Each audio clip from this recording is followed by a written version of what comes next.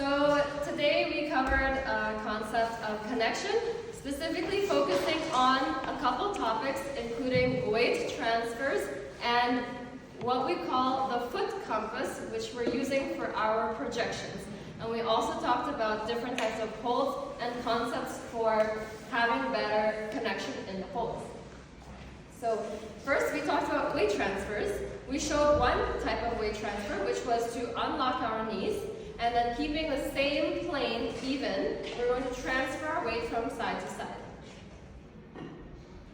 And here we're transferring our whole body in one part, and we're not just transferring our hips, for example, or transferring with our chest.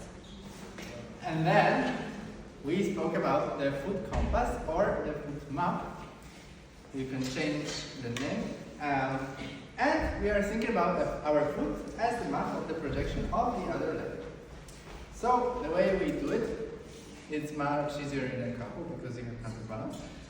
But when you're in the front of the foot, that means the other foot is preparing in the front.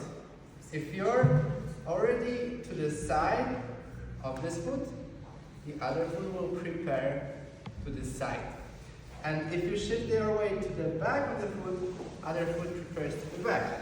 So let's see. So I'm shifting to the front of the foot, and at the same time, it extends my frontal foot, and it's ready. And then I shift to the center, so it shifts to the center. I shift to the more towards my ankle, so it's gonna prepare the other foot sideways. If I want to go diagonal, I can go from ankle to the heel, and the other foot will naturally prepare to the back. Okay, so we are exploring diagonals also, and we are also exploring like a button in different directions. Nice, and then we said that we can use this for stepping, actually not explicitly, but of course you can.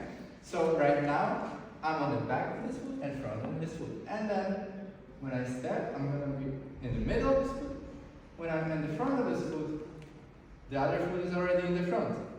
And now I'm shifting, and now I'm on the back of the front foot and the front of the back foot.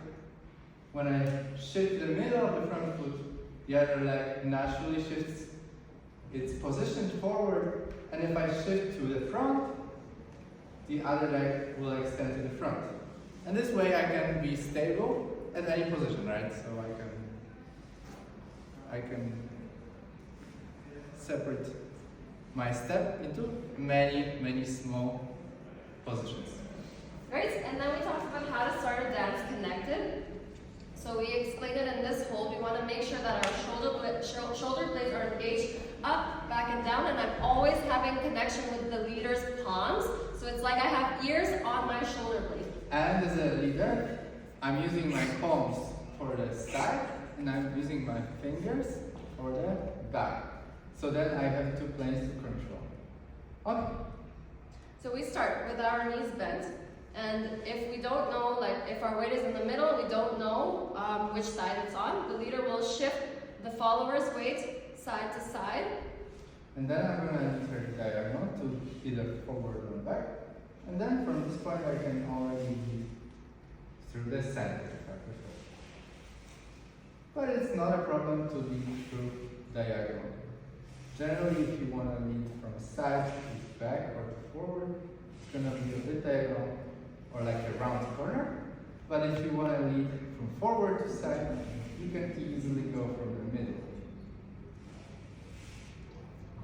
And then we talked about starting a dance connected and going into basic steps. Exactly. So to start a dance connected, when we stand in front of each other on two legs, we don't know which leg we are on. I just randomly start shifting my weight, and then at some point I realize, oh, actually we are shifting together. So now I know which leg she's on, and my problem is gone. And then I learn to shift diagonal. So I'm shifting from her toes on one foot to her heel on the other foot. Nice. And I use this to prepare. Okay? So I was shifting side to side, then I shift diagonal forward, diagonal back, and now she's anchored on this side, and I can easily pull her to step forward. You know, this rocking sensation of diagonal forward, diagonal back creates an anchor. If I add extra bending of the knees, it will be even more apparent. And it will be like, and, right? And, you know? So that's what you can use to start the flow in basic step. This is the difference between an average dancer and an excellent dancer, especially for the leaders. Thank you, guys. Thank you so much.